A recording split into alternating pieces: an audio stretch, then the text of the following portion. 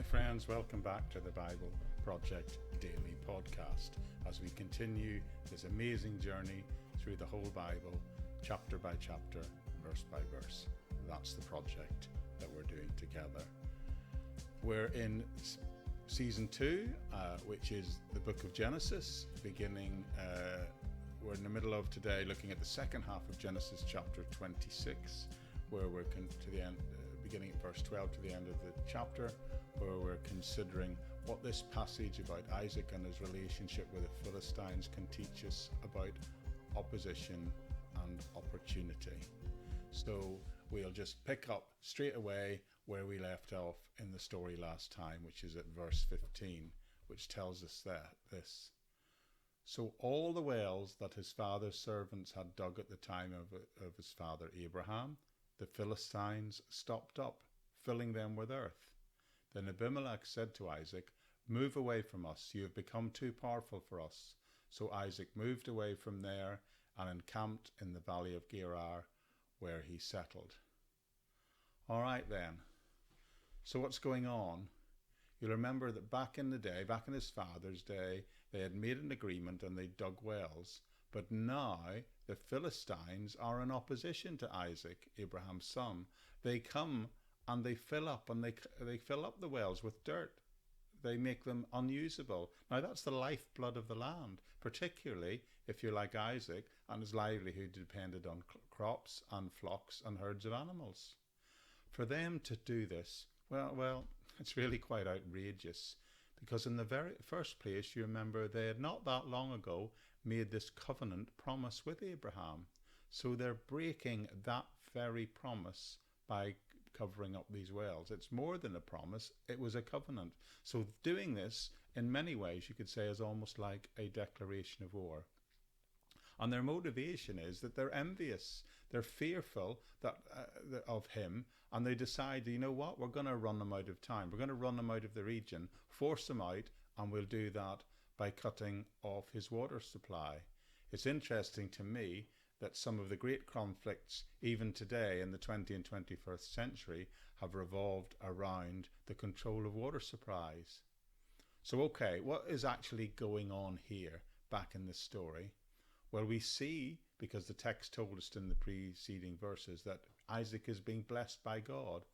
And then, at the very same time, as that blessing's happening, this opposition rises up. So what does he do? What should he do when facing opposition by those who don't share his beliefs? What should we do when we face opposition by those who don't share our beliefs, or are jealous, or even fearful of the blessing that they see us receiving? Well, look at verse 17. It tells us he departed and he pitched his tent somewhere else. Now, I believe there's a kind of a principle being established here, and it cuts across all our relationships, not just then, but all our relationships today as people of faith. Not just when you have some opposition generally, but particularly when opposition rises up in the light of God blessing you.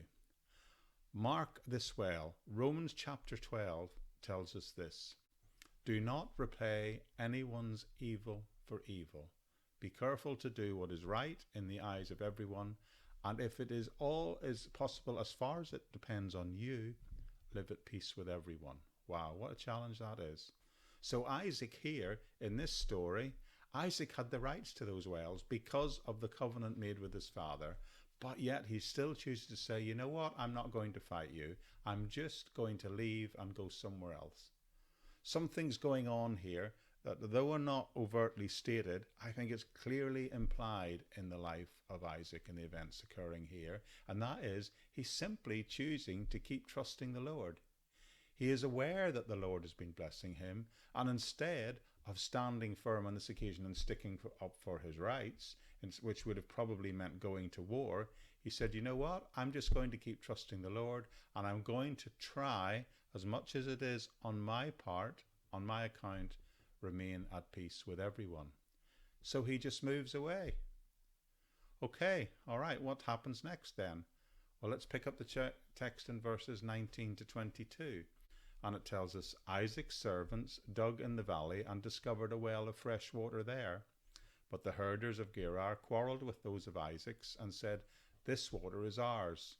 So he named that well Esek, because they disputed with him there. Then he dug another well, but they quarrelled over that one also. So he named it Sitnah. And he moved on from there, and he dug another well, and no one quarrelled over it. He named it Rehoboth, saying, "Now the Lord has given us room, and we will flourish in the land. Possible as far as it depends on you, live at peace with everyone." So he moved to another part of the land, and he dug more wells, and he named them. And by the way, that process of naming these wells that he's been digging, that's really suggests titleship, ownership. So he's done this amazingly gracious thing, and all's going to be okay then, isn't it, right? I mean, he did the right thing. He moved. He continued to seek peace. So he's going to get peace, right? Well, not so fast. Look at verse 20. The herdsmen of the location, they quarrel with him each time he digs a well. So he digs another well, and they quarrel with him again. I mean, it's going on. And every time he digs a well, these Philistine people come and they quarrel with him and dispute the well. That's why he names these wells with Hebrew words that literally mean strife and contention. He's simply naming the wells as he goes along each time based on what's happened. And because he gets nothing but strife and contention, that's what he names them. But remember, that strife that's coming is motivated by the Philistines' envy of his blessing, fear of him growing stronger, which actually we'd see it develop to out and out hate as this passage progresses. God is blessing him, that's true, continuing to bless him, yet he is facing nothing but opposition. Every time he digs a well, he goes to all that effort, and it does nothing more than cause another quarrel. It seems he can't win. But then finally he builds a well, and they don't choose to visit and quarrel with him at that one. That's verse 22. And that's why he calls the place Rehoboth, which basically in Hebrew means a wide place, an open place.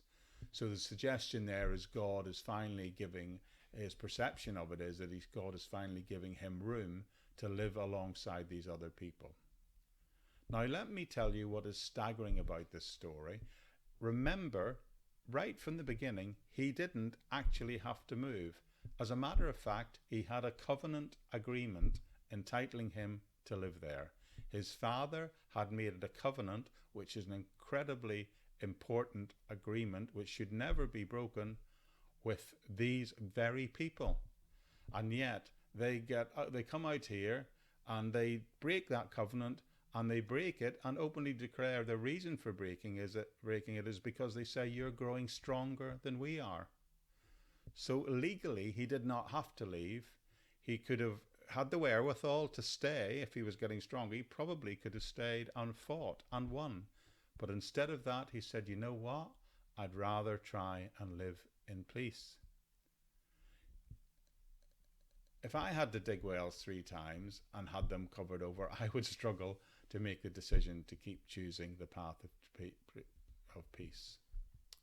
Anyway, I think embedded in this story are 2 aspects of his response to facing opposition that we can learn from. The big one is primarily he kept trusting the Lord, but also he kept pursuing peace as much as he could on his part. He kept trying to remain gracious to his neighbours that he shared the land with. Now, I submit to you that the way to handle opposition when we face it, even and particularly if it's opposition because in the midst of the Lord's blessing, is to always remain gracious. Because we must remember that if the Lord is blessing us, it's usually because we've been trusting in the Lord all along. So why wouldn't we continue to want to try and do that? He can bless you in one place and in another place, whether that be spiritually or physically. He can bless you in one neighborhood, one situation, as well as another. As long as we keep trusting and as long as we keep acting graciously on our part and attempting to live in peace with other people, God, I believe, will want to continue to keep blessing us, perhaps even all the more. So up to this point, I've just made 2 points so far. One is to trust the Lord and to live in peace with other people, even when we face opposition. But I think there's more to this story, and something is about to be revealed that I think is incredibly fascinating. But we'll pick that up in the next episode. A quick reminder that there's always a transcript of what I've said available in any audio version of this podcast. The audio podcast is hosted on Buzzsprout, and within the episode notes of each episode, there's an approximate transcript of what I've said. So if you happen to be watching on a video or on one of the visual platforms, there's always a link there through the audio version where you'll find the episode notes with the transcript. And if you've just joined us on this journey for the first time today, can I recommend that you go right back to the start. The first 766 episodes are an overview of each and every book of their Bible, and then season 2 launched out when we began the journey together on chapter 1, verse 1 of Genesis, on what will be an amazing journey, God willing, through the whole Bible. But that's it for today. I hope to see you right back here very soon. Tomorrow for me, hopefully very soon for you too, on the Bible Project Daily Podcast. Bye-bye for now.